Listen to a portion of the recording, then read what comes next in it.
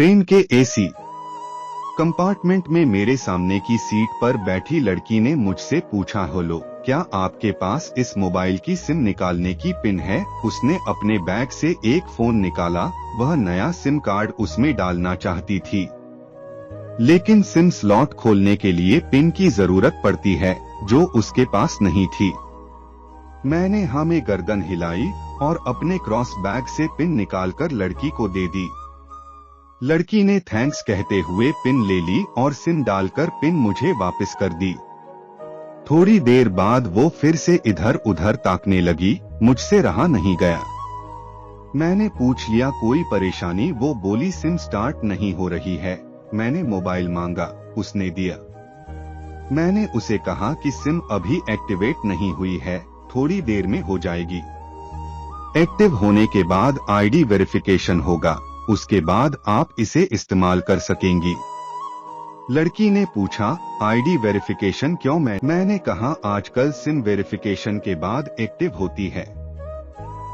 जिस नाम से ये सिम उठाई गई है उसका ब्यौरा पूछा जाएगा, बता देना। लड़की बुदबुदाई। ओह, मैंने दिलासा देते हुए कहा, इसमें कोई परेशानी की कोई बात नहीं। वो अपने एक हाथ से दूसरा हाथ दबाती रही, मानो किसी परेशानी में हो। मैंने फिर विनम्रता से कहा, आपको कहीं कॉल करना हो तो मेरा मोबाइल इस्तेमाल कर लीजिए। लड़की ने कहा, जी फिलहाल नहीं, थैंक्स। लेकिन ये सिम किस नाम से खरीदी गई है मुझे नहीं पता। मैंने कहा, एक बार एक्टिव होने दीजिए। जिसने आपको सिम दी है उसी के नाम की होगी। उसने कहा, ओके, कोशिश करते हैं। मैंने पूछा, आपका स्टेशन कहाँ है? लड़की ने कहा, दिल्ली। और आप? लड़की ने मुझसे पूछा। मैंने कहा, दिल्ली ही जा रहा हूँ, एक दिन का काम है। आप दिल्ली में रहती हैं? लड़की बोली, नहीं नहीं, दिल्ली में कोई काम नहीं, ना ही मेरा घर है वहाँ तो। मैंने उत्सुकतावश पूछा। वो बोली, दरअसल ये दूसरी ट्रेन है जिसमें आज मैं हूँ और दिल्ली से तीसरी गाड़ी पकड़नी है, फिर हमेशा के लिए आजाद। आजाद? लेकिन किस तरह की कैद से? मुझे फिर जिज्ञासा हुई, किस कैद में थी ये कमसिन अलहड़ सी लड़की? लड़की बोली, उसी कैद में थी जिसमें हर लड़की होती है, जहां घर वाले कहे शादी कर लो, जब जैसा कहे वैसा करो। मैं घर से भाग चुकी हूँ। मुझे ताज्जुब हुआ, मगर अपने ताज्जुब को छुपाते हुए मैंने हंसते हुए पूछा, अकेली भाग रही हैं आपके साथ कोई नजर नहीं आ रहा? वो बोली, अकेली नहीं, साथ में है कोई। कौन? मेरे प्रश्न खत्म नहीं हो रहे थे। दिल्ली से एक और ट्रेन पकड़ूंगी, फिर अगले स्टेशन पर वो जनाब मिलेंगे और उसके बाद हम किसी को नहीं मिलेंगे। ओह, तो ये प्यार का मामला है? उसने कहा, जी। मैंने उसे बताया कि मैंने भी लव मैरिज की है। ये बात सुनकर वो खुश हुई, बोली, वाओ, कैसे? कब? लव मैरिज की बात सुनकर वो मुझसे बात करने में रुचि लेने लगी। मैंने कहा, कब कैसे? कहा, वो मैं बाद में बताऊंगा, पहले आप बताओ आपके घर में कौन कौन है? उसने होशियारी बरतते हुए कहा। वो मैं आपको क्यों बताऊं? मेरे घर में कोई भी हो सकता है। मेरे पापा माँ, भाई बहन, या हो सकता है भाई ना हो, सिर्फ बहनें हो, या ये भी हो सकता है कि बहनें ना हो और 2-4 गुस्सा करने वाले बड़े भाई हो। मतलब मैं आपका नाम भी नहीं पूछ सकता। मैंने काउंटर मारा। वो बोली, कुछ भी नाम हो सकता है मेरा, टीना, मीना, रीना, कुछ भी। बहुत बातूनी लड़की थी वो। थोड़ी इधर उधर की बातें करने के बाद उसने मुझे टॉफी दी, जैसे छोटे बच्चे देते हैं क्लास में। बोली, आज मेरा बर्थडे है। मैंने उसकी हथेली से टॉफी उठाते बधाई दी और पूछा, कितने साल की हुई हो? वो बोली 18 मतलब भागकर शादी करने की कानूनी उम्र हो गई आपकी। वो हंसी। कुछ ही देर में काफी फ्रैंक हो चुके थे हम दोनों, जैसे बहुत पहले से जानते हो एक दूसरे को। मैंने उसे बताया कि मेरी उम्र 35 साल है, यानी 17 साल बड़ा हूँ। उसने चुटकी लेते हुए कहा, लग तो नहीं रहे हो। मैं मुस्कुरा दिया। मैंने उससे पूछा, तुम घर से भागकर आई हो, तुम्हारे चेहरे पर चिंता के निशान जरा भी नहीं हैं। इतनी बेफिक्री मैंने पहली बार देखी। खुद की तारीफ सुनकर वो खुश हुई। बोली, मुझे उन जनाब ने, मेरे लवर ने पहले से ही समझा दिया था कि जब घर से निकलो तो बिल्कुल बिंदास रहना, घर वालों के बारे में बिल्कुल मत सोचना, बिल्कुल अपना मूड खराब मत करना, सिर्फ मेरे और हम दोनों के बारे में सोचना, और मैं वही कर रही हूँ। मैंने फिर चुटकी ली। कहा, उसने तुम्हें मुझ जैसे अनजान मुसाफिरों से दूर रहने की सलाह नहीं दी। उसने हंसकर जवाब दिया, नहीं, शायद वो भूल गया होगा ये बताना। मैंने उसके प्रेमी की तारीफ करते हुए कहा, वैसे तुम्हारा बॉयफ्रेंड काफी टैलेंटेड है। उसने किस तरह से तुम्हें अकेले घर से रवाना किया? नई सिम और मोबाइल दिया, 3 ट्रेन बदलवाई ताकि कोई ट्रेक ना कर सके। Very talented person. लड़की ने हामी भरी। बोली, बहुत टैलेंटेड है वो, उसके जैसा कोई नहीं। मैंने उसे बताया कि मेरी शादी को 10 साल हुए हैं, एक बेटी है 8 साल की और एक बेटा 1 साल का। ये देखो उनकी तस्वीर। मेरे फोन पर बच्चों की तस्वीर देखकर उसके मुंह से निकल गया, सो क्यूट। मैंने उसे बताया कि ये जब पैदा हुई तब मैं कुवैत में था, एक पेट्रो कंपनी में बहुत अच्छी जॉब थी मेरी, बहुत अच्छी सैलरी थी। फिर कुछ महीनों बाद मैंने वो जॉब छोड़ दी और अपने ही कस्बे में काम करने लगा। लड़की ने पूछा, जॉब क्यों छोड़ी? मैंने कहा, बच्ची को पहली बार गोद में उठाया तो ऐसा लगा जैसे मेरी दुनिया मेरे हाथों में है। 30 दिन की छुट्टी पर घर आया था, वापस जाना था लेकिन जा ना सका। इधर बच्ची का बचपन खर्च होता रहे, उधर मैं पूरी दुनिया कमा लूं, तब भी घाटे का सौदा है। मेरी 2 टके की नौकरी, बचपन उसका लाखों का। उसने पूछा, क्या बीवी बच्चों को साथ नहीं ले जा सकते थे वहां? मैंने कहा, काफी टेक्निकल मामलों से गुजरकर एक लंबे समय के बाद रख सकते हैं। उस वक्त ये मुमकिन नहीं था, मुझे दोनों में से एक को चुनना था, आलीशान रहन सहन के साथ नौकरी या परिवार। मैंने परिवार चुना, अपनी बेटी को बड़ा होते देखने के लिए। मैं कुवैत वापस गया था, लेकिन अपना इस्तीफा देकर लौट आया। लड़की ने कहा, वेरी इम्प्रेसिव। मैं मुस्कुराकर खिड़की की तरफ देखने लगा। लड़की ने पूछा, अच्छा आपने तो लव मैरिज की थी ना, फिर आप भागकर कहाँ गए? कैसे रहे और कैसे गुजरा वो वक्त? उसके हर सवाल और हर बात में मुझे महसूस हो रहा था कि ये लड़की लड़कपन के शिखर पर है, बिल्कुल नासमझ और मासूम छोटी बहन सी। मैंने उसे बताया कि हमने भागकर शादी नहीं की, और ये भी है कि उसके पापा ने मुझे पहली नजर में सख्ती से रिजेक्ट कर दिया था। उन्होंने आपको रिजेक्ट क्यों किया? लड़की ने पूछा। मैंने कहा, रिजेक्ट करने का कुछ भी कारण हो सकता है, मेरी जाति, मेरा काम, घर परिवार। बिल्कुल सही। लड़की ने सहमति दर्ज कराई और आगे पूछा, फिर आपने क्या किया? मैंने कहा, मैंने कुछ नहीं किया, उसके पिता ने रिजेक्ट कर दिया। वहीं से मैंने अपने बारे में अलग से सोचना शुरू कर दिया था।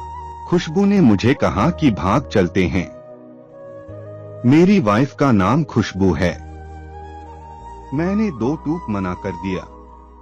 वो 2 दिन तक लगातार जोर देती रही कि भाग चलते हैं। मैं मना करता रहा। मैंने उसे समझाया कि भागने वाले जोड़े में लड़के की इज्जत पर कोई खास फर्क नहीं पड़ता, जबकि लड़की के पूरे कुल की इज्जत धुल जाती है।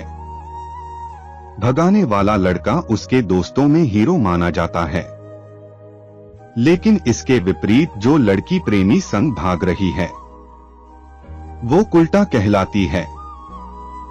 मोहल्ले के लड़के उसे चालू कहते हैं। बुराइयों के तमाम शब्दकोश लड़की के लिए इस्तेमाल किए जाते हैं। भागने वाली लड़की आगे चलकर 60 साल की वृद्धा भी हो जाएगी, तब भी जवानी में किए उस कांड का कलंक उसके माथे पर से नहीं मिटता।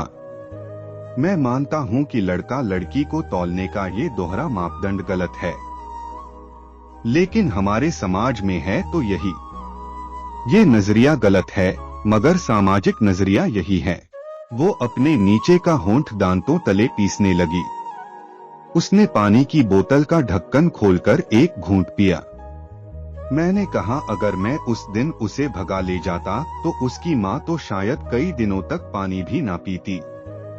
इसलिए मेरी हिम्मत ना हुई कि ऐसा काम करूं। मैं जिससे प्रेम करूं उसके माँ बाप मेरे माँ बाप के समान ही है, चाहे शादी ना हो तो ना हो। कुछ पल के लिए वो सोच में पड़ गई, लेकिन मेरे बारे में और अधिक जानना चाहती थी। उसने पूछा, फिर आपकी शादी कैसे हुई?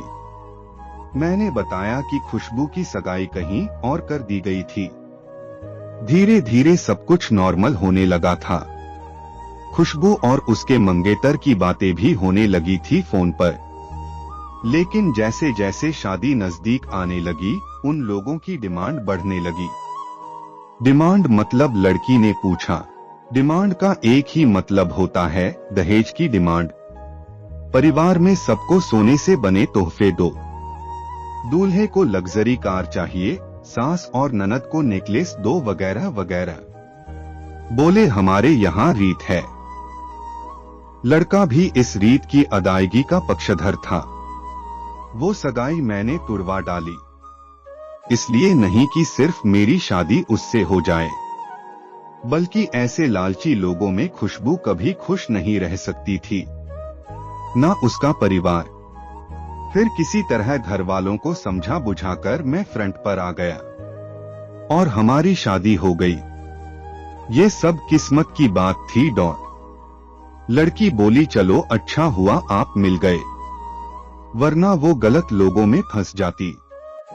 मैंने कहा, जरूरी नहीं कि माता पिता का फैसला हमेशा सही हो, और ये भी जरूरी नहीं कि प्रेमी जोड़े की पसंद सही हो। दोनों में से कोई भी गलत या सही हो सकता है। काम की बात यहाँ ये है कि कौन ज्यादा वफादार है। लड़की ने फिर से पानी का घूंट लिया और मैंने भी। लड़की ने तर्क दिया कि हमारा फैसला गलत हो जाए तो कोई बात नहीं, उन्हें ग्लानि नहीं होनी चाहिए। मैंने कहा, फैसला ऐसा हो जो दोनों का हो। बच्चों और माता पिता दोनों की सहमति वो सबसे सही है। बुरा मत मानना, मैं कहना चाहूंगा कि तुम्हारा फैसला तुम दोनों का है, जिसमें तुम्हारे पेरेंट्स शामिल नहीं हैं। ना ही तुम्हें इश्क का असली मतलब पता है अभी। उसने पूछा, क्या है इश्क का सही अर्थ? मैंने कहा, तुम इश्क में हो, तुम अपना सब कुछ छोड़कर चली आई, ये सच्चा इश्क है। तुमने दिमाग पर जोर नहीं दिया, ये इश्क है। फायदा नुकसान नहीं सोचा, ये इश्क है। तुम्हारा दिमाग दुनियादारी के फितूर से बिल्कुल खाली था। उस खाली जगह में इश्क का फितूर भर दिया गया। जिन जनाब ने इश्क को भरा, क्या वो इश्क में नहीं है? यानी तुम जिसके साथ जा रही हो वो इश्क में नहीं, बल्कि होशियारी हीरोगिरी में है। जो इश्क में होता है वो इतनी प्लानिंग नहीं कर पाता है, 3 ट्रेनें नहीं बदलवा पाता है, उसका दिमाग इतना काम ही नहीं कर पाता। कोई कहे मैं आशिक हूँ और वो शातिर भी हो, ये नामुमकिन है। मजनू इश्क में पागल हो गया था, लोग पत्थर मारते थे उसे। इश्क में उसकी पहचान तक मिट गई। उसे दुनिया मजनू के नाम से जानती है, जबकि उसका असली नाम कैस था, जो नहीं इस्तेमाल किया जाता। वो शातिर होता तो कैस से मजनू ना बन पाता। फरहाद ने शीरी के लिए पहाड़ों को खोदकर नहर निकाल डाली थी, और उसी नहर में उसका लहू बहा था। वो इश्क था। इश्क में कोई फकीर हो गया, कोई जोगी हो गया। किसी माझी ने पहाड़ तोड़कर रास्ता निकाल लिया। किसी ने अतिरिक्त दिमाग नहीं लगाया, चालाकी नहीं की। लालच, हवस और हासिल करने का नाम इश्क नहीं है। इश्क समर्पण करने को कहते हैं, जिसमें इंसान सबसे पहले खुद का समर्पण करता है, जैसे तुमने किया। लेकिन तुम्हारा समर्पण हासिल करने के लिए था, यानी तुम्हारे इश्क में लालच की मिलावट हो गई। लकड़ी अचानक खो सी गई। उसकी खिलखिलाहट और खिलंदड़ापन एकदम से खामोशी में बदल गया। मुझे लगा मैं कुछ ज्यादा बोल गया, फिर भी मैंने जारी रखा। मैंने कहा, प्यार तुम्हारे पापा तुमसे लव करते हैं। कुछ दिनों बाद उनका वजन आधा हो जाएगा। तुम्हारी माँ कई दिनों तक खाना नहीं खाएगी, ना पानी पिएगी। जबकि आपको अपने आशिक को आजमा कर देख लेना था। ना तो उसकी सेहत पर फर्क पड़ता, ना दिमाग पर। वो अक्लमंद है, अपने लिए अच्छा सोच लेता। आजकल गली मोहल्ले के हर तीसरे लौंडे लपाटे को जो इश्क हो जाता है, वो इश्क नहीं है, वो सिनेमा जैसा कुछ है। एक तरह की स्टंटबाजी, डेयरिंग, अलग कुछ करने का फितूर और कुछ नहीं। लड़की का चेहरे का रंग बदल गया। ऐसा लग रहा था वो अब यहाँ नहीं है। उसका दिमाग किसी अतीत में टहलने निकल गया है। मैं अपने फोन को स्क्रॉल करने लगा, लेकिन मन की इंद्री उसकी तरफ थी। थोड़ी ही देर में उसका और मेरा स्टेशन आ गया। बात कहां से निकली थी और कहां पहुंच गई। उसके मोबाइल पर मैसेज टोन बजी, देखा, सिम एक्टिवेट हो चुकी थी। उसने चुपचाप बैग में से आगे का टिकट निकाला और फाड़ दिया। मुझे कहा, एक कॉल करना है। मैंने मोबाइल दिया। उसने नंबर डायल करके कहा, सॉरी पापा, और सिसक सिसक कर रोने लगी। सामने से पिता भी फोन पर बेटी को संभालने की कोशिश करने लगे। उसने कहा, पिताजी आप बिल्कुल चिंता मत कीजिए, मैं घर आ रही हूँ। दोनों तरफ से भावनाओं का सागर उमड़ पड़ा। हम ट्रेन से उतरे। उसने फिर से पिन मांगी, मैंने पिन दी। उसने मोबाइल से सिम निकालकर तोड़ दी और पिन मुझे वापस कर दिया। ये मेरा दावा है, माता पिता से ज्यादा तुम्हें दुनिया में कोई प्यार नहीं करता। कहानी पढ़कर शेयर अवश्य कीजिएगा। शायद कोई परिवार, कोई बेटी और उनका भविष्य इससे बच जाए।